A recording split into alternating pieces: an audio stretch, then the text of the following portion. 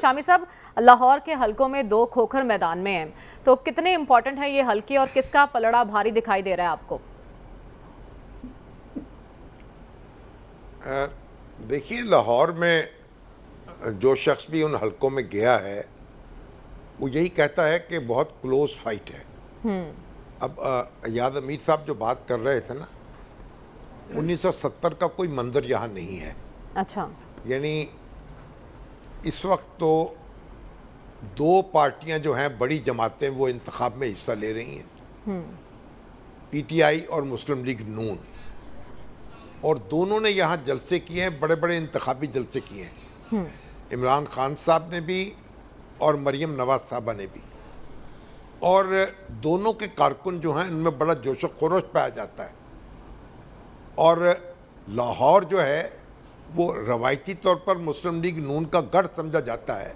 exactly. लेकिन peoples, ये जो अपना पीटीआई है, वो भी यहाँ एक बड़ा अच्छा वजूद रखती है अपना, उसको नज़रअंदाज नहीं कर सकते आप, उसकी ताकत है।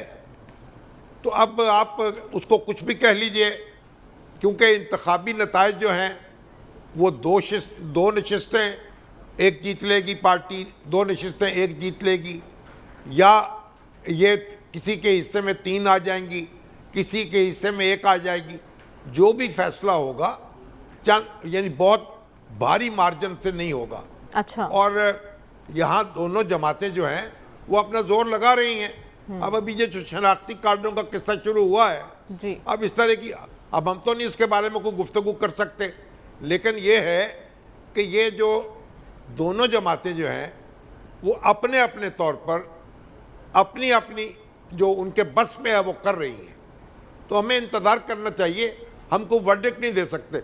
मुझे तो ना कोई नूनिया मिला है ना जिनूनिया मिला है और ना, मैं तो खुद देख रहा हूँ, लाहौर शहर में रहता हूँ कि यहाँ मार्का हो रहा है, इलेक्शन हो रहा है, और प्रिडिक्ट हम तो नहीं कर सकते।